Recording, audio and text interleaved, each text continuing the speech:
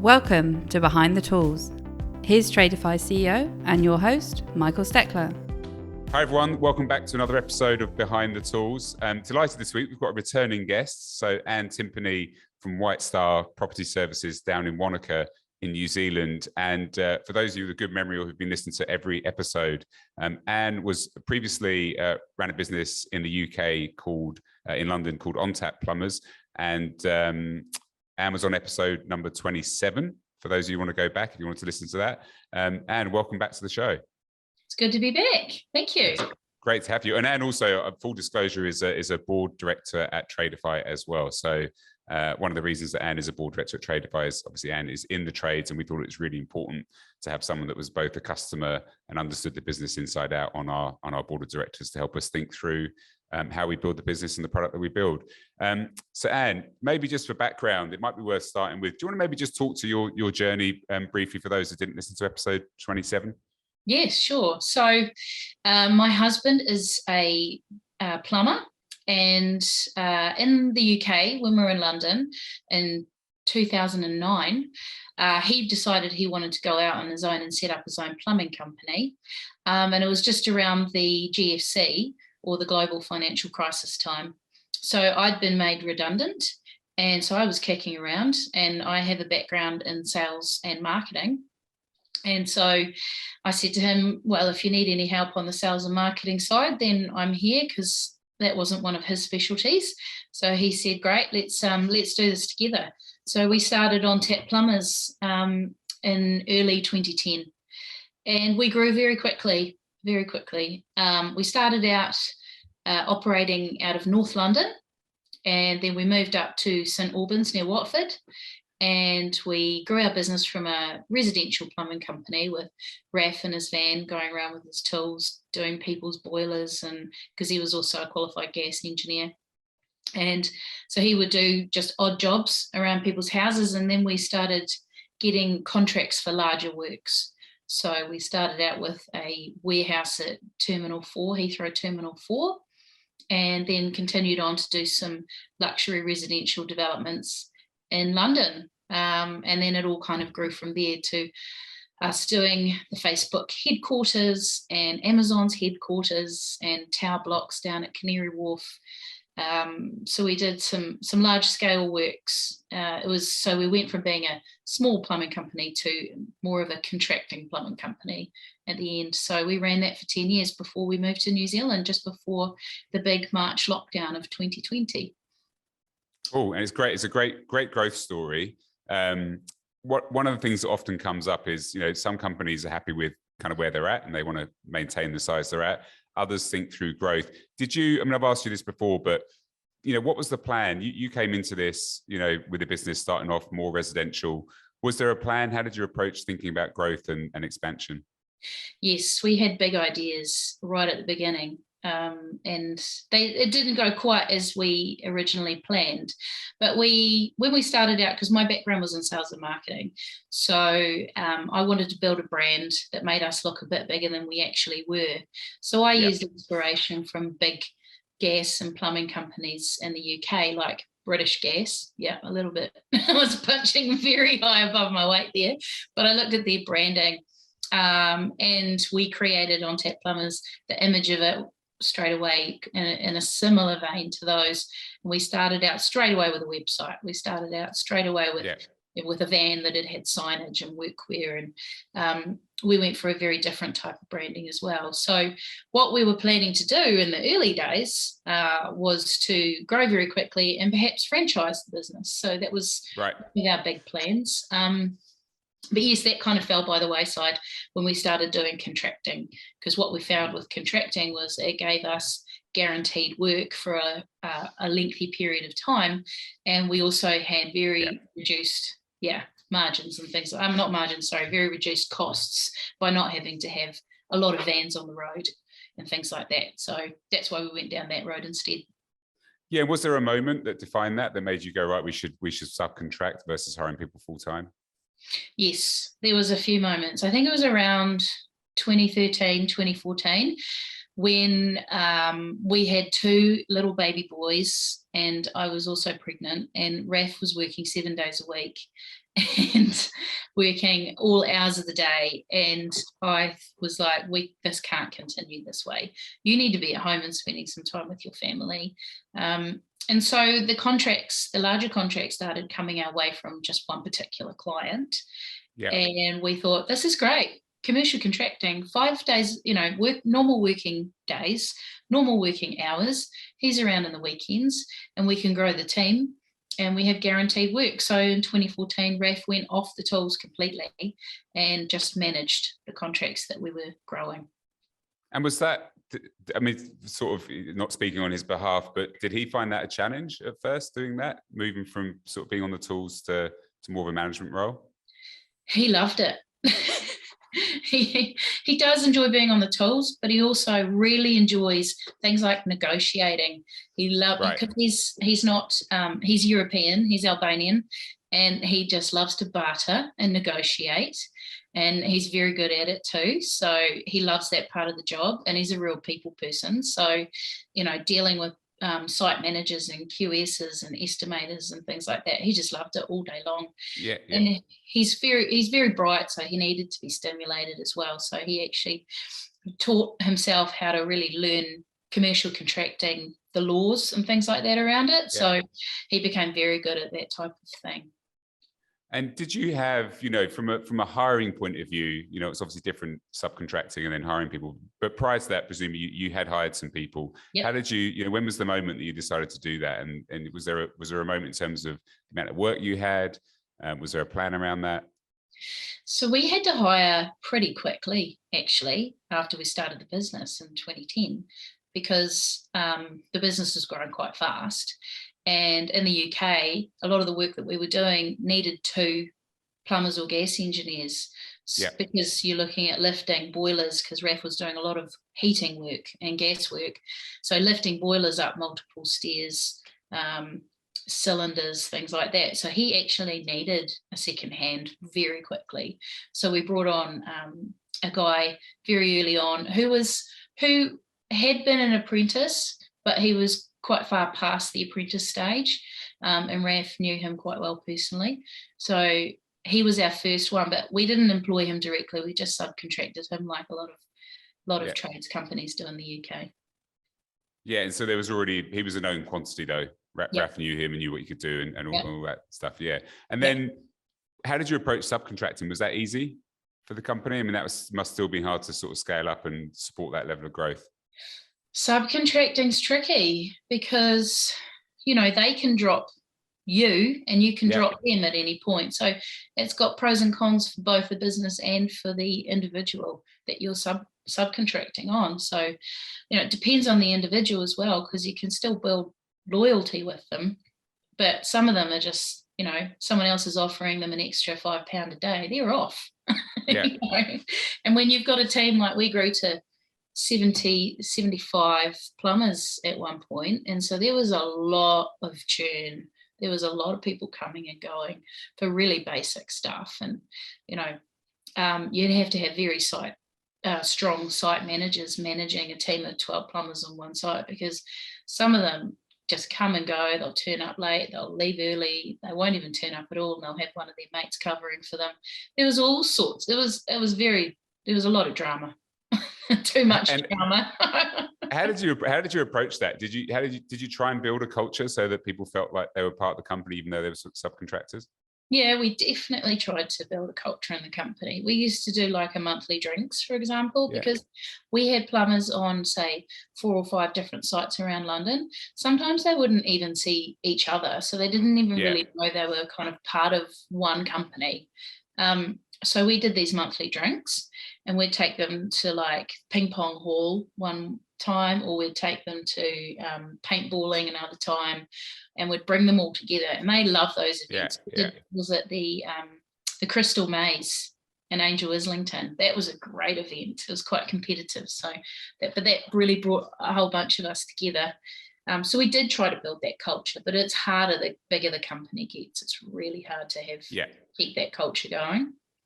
Yeah, and so sort of dwelling on that for a second, because a lot of our listeners are probably sole traders or people that have hired a couple of employees, maybe about to hire their first employee. Any advice you give around hiring for someone that is about to embark on that journey to get that right? Because it's difficult for two reasons. One, some people haven't done it before, and so they might make some of the sort of common mistakes that you see with that. And two, there's just a dearth of talent right at the moment. It's really hard to find qualified good tradespeople everywhere in the world. That's been a challenge. Any advice or learnings you have from that period that you would impart to people? Yeah, we made a lot of mistakes over the years. Yeah. So I've got a huge amount of experience in that field. So there's a few common mistakes. So if you're on your own and you decide to hire an apprentice first, that's probably number one mistake. And that's got to do with the fact that really bringing on an apprentice that you want to stay within your company for a long period of time, and you want to develop that loyalty and you train and develop them, you want them to stick around. But often if you bring on an apprentice, they need a huge amount of hand holding. They need you to really help them develop, train, learn on the job.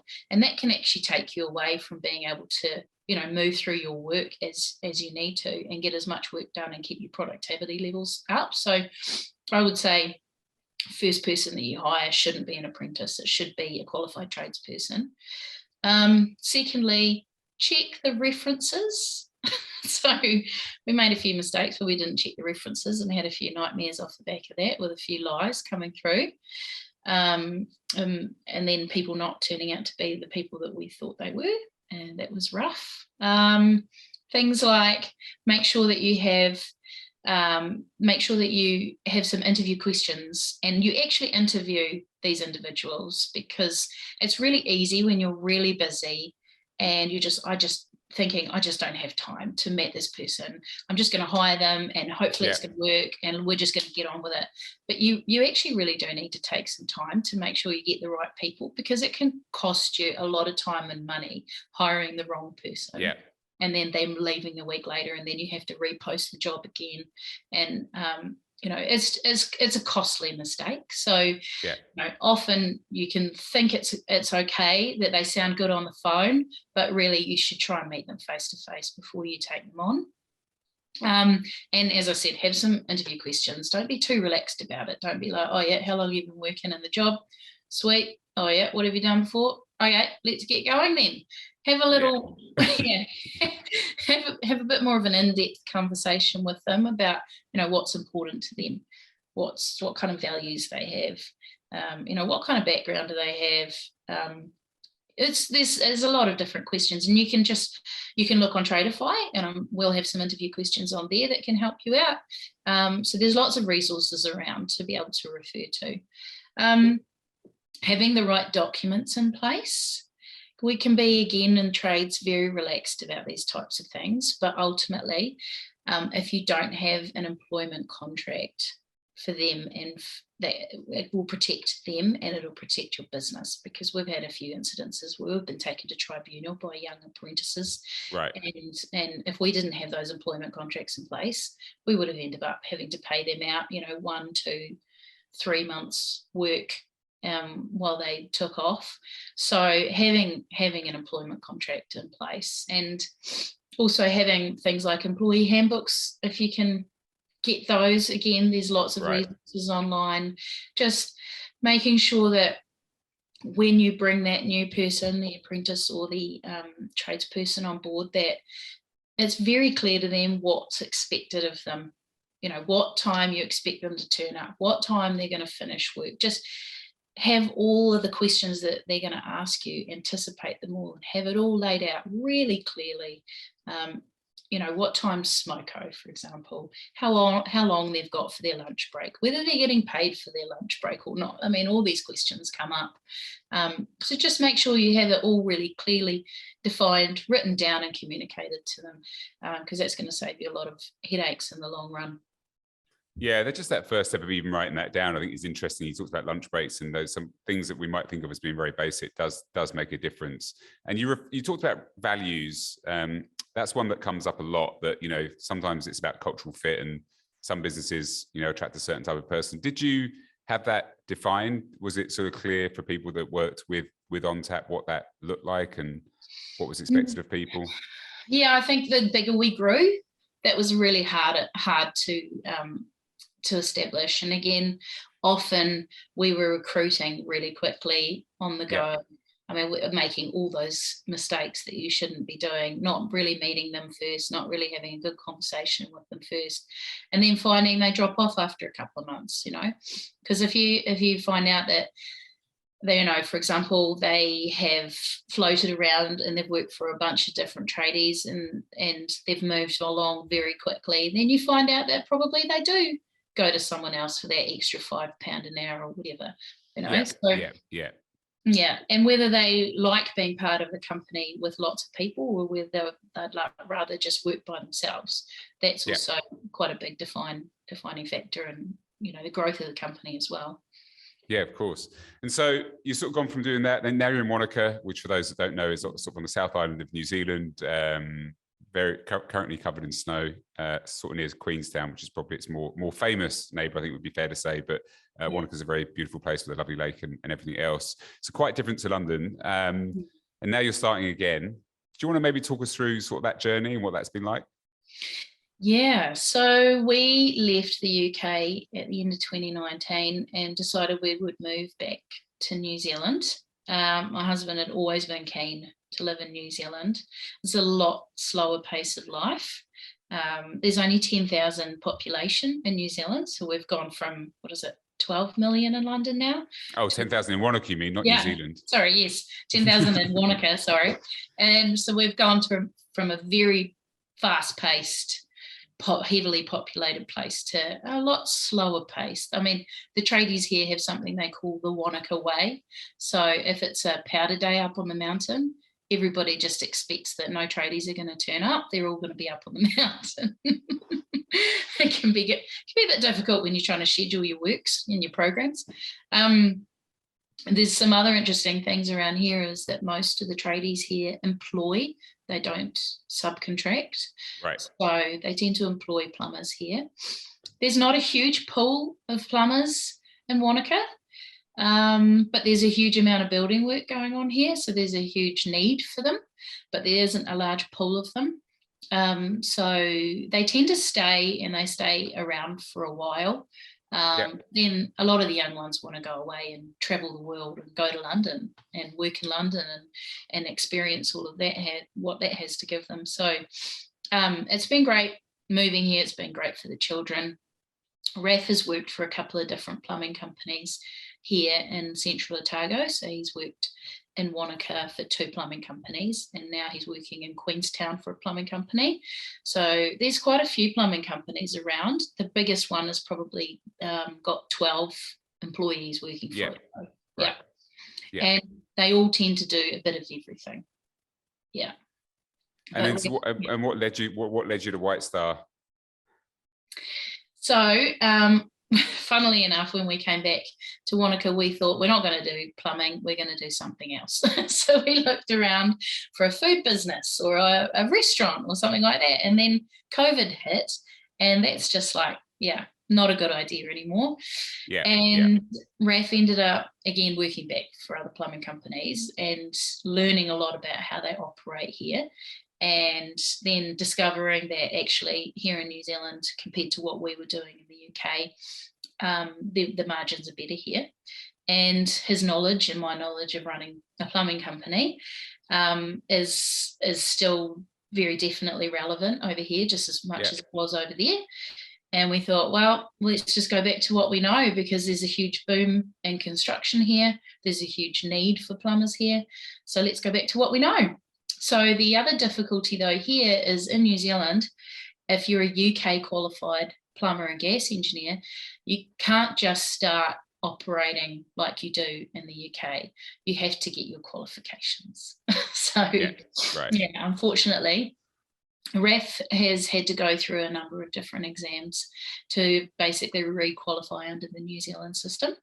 And so that's taken a couple of years, and now we will be in the process of launching our new business in the next couple of months here, because we're finally getting on top of that.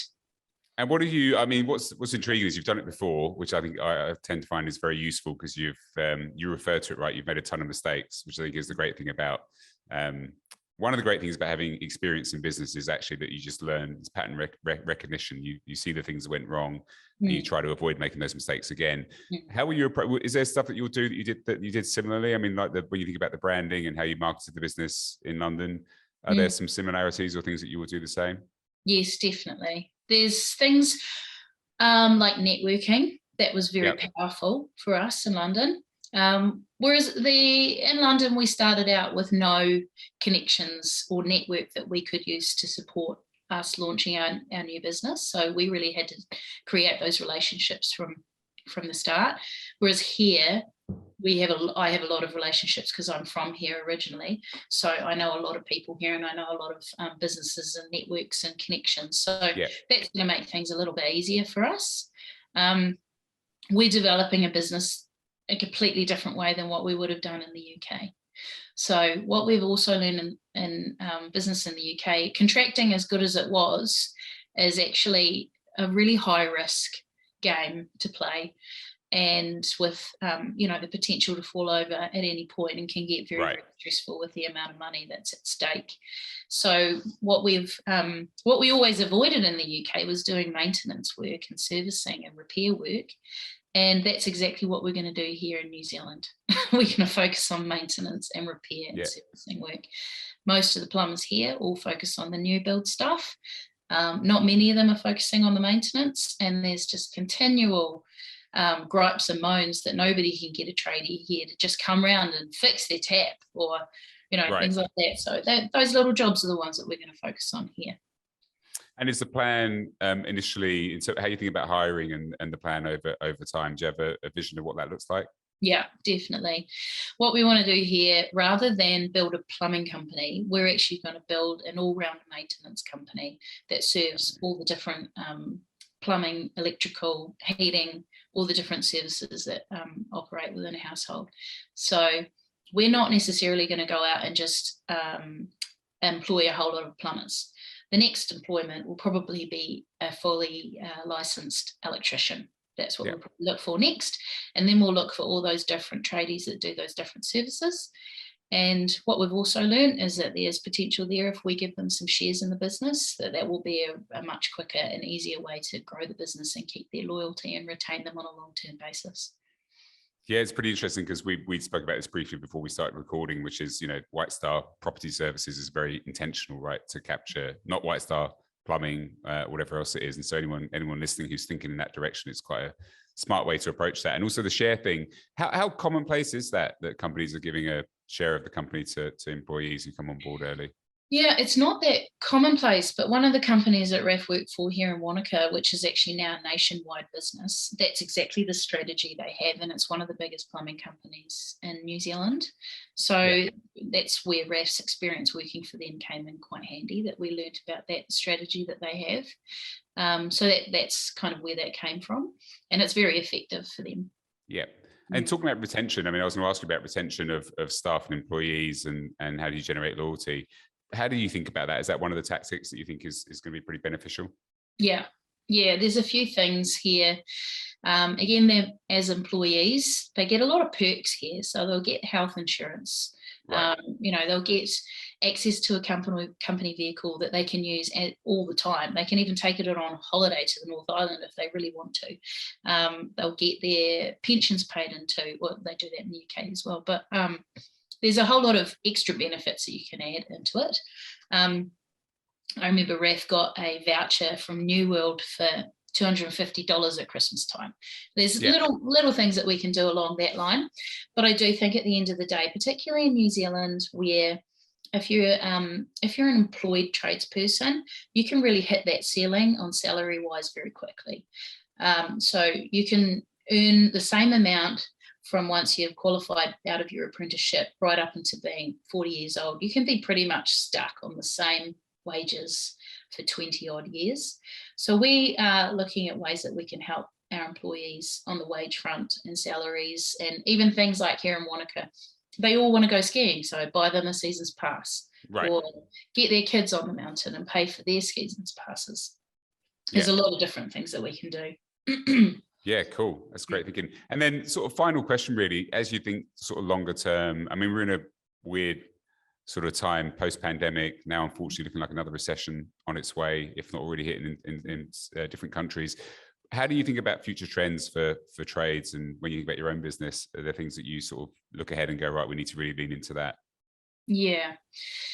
So trades, as from our experience, no matter if there's a recession or not, plumbing is always still a necessary service. So I think on that front, it's never going to be something that dies out. Also, it's very manual. It's a very manual job. It's not something that can necessarily be replaced by robots and artificial intelligence very easily.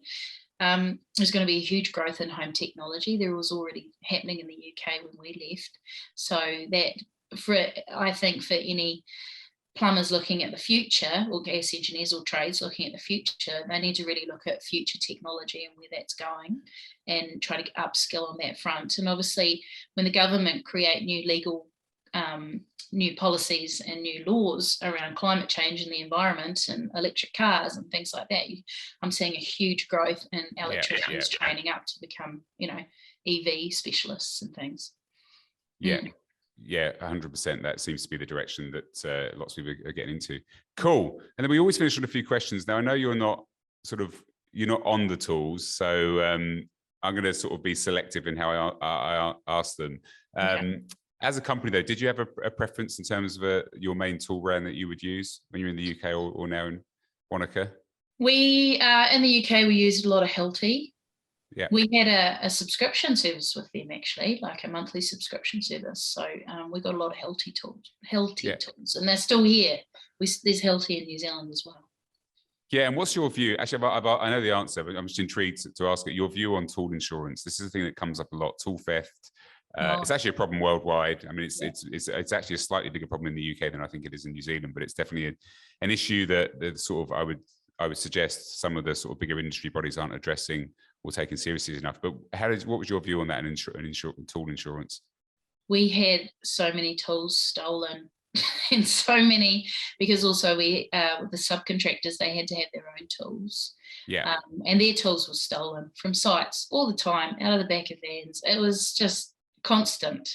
And when you're paying in excess of £500 on your insurance policy, it's not really worth it, because you can just go down to the secondhand market and pick up a whole bunch of them in South London, for example. So I don't know, it's something that needs to be looked at and thought about, and how you secure them. You've got to get better. The security system just has to be better for them. On our sites, we had special big lock boxes we put on site so people could lock them away in there, and that was the only thing that deterred people from stealing. Right. Yeah. And then if you were on site, or when you're not on site, if you're in the office, if you had a go-to lunch? Well, to be honest with you, Ref and I frequently used to visit an oyster bar in Parramatta. Oh, an oyster! Oh, you're very. That's very. It's very flash.